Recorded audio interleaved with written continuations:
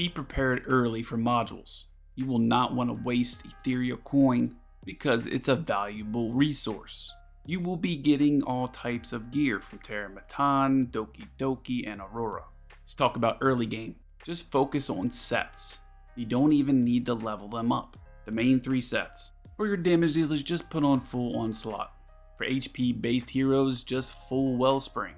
And for your supports, just full swift rush. You really don't need to start leveling them up until the purple rarity of unique.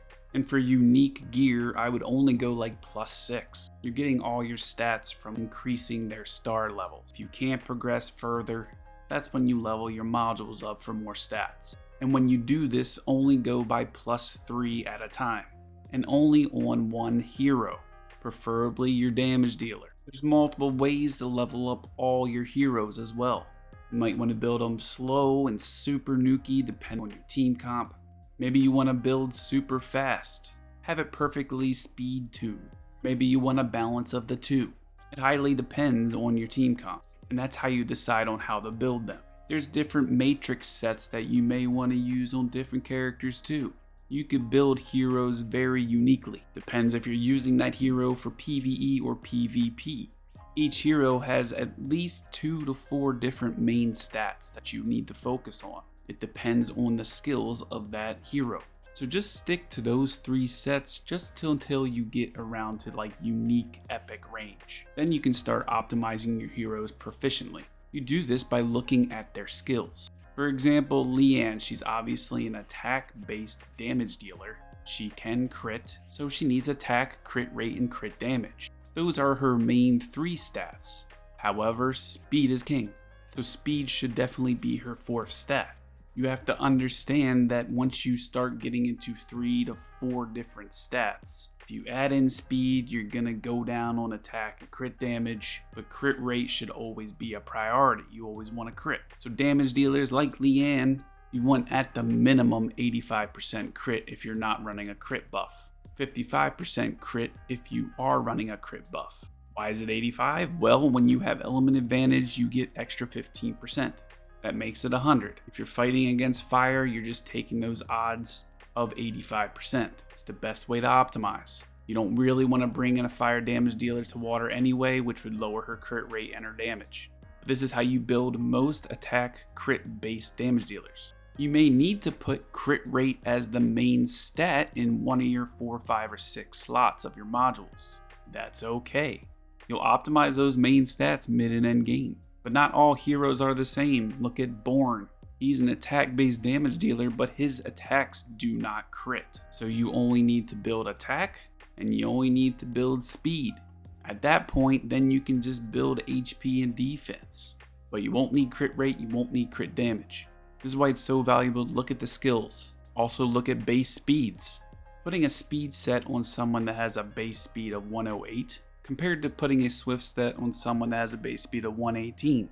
It's going to be a huge difference. You look at all the base stats and compare them to others. Even if you didn't look at the stats, you can tell who's going to be a better damage dealer than others. Klaus, which we all know is a debuffer, has an 869 base attack.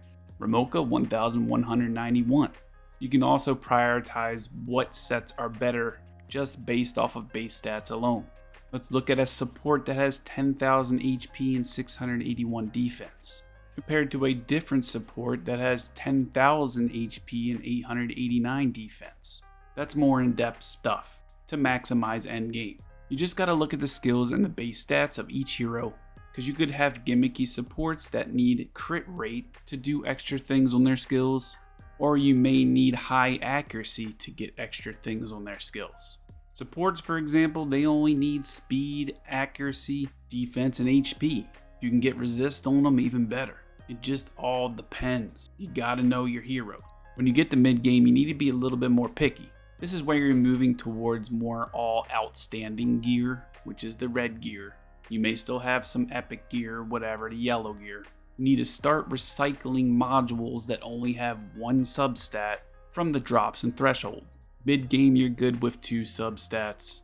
Only increase a module by +3 each time. You're going to want to see what the substat's going to roll. Like Battle Will, for example, It's attack based, so if it doesn't have anything with attack or speed or crit rate or crit damage, you probably should just recycle it unless you're really needing one piece.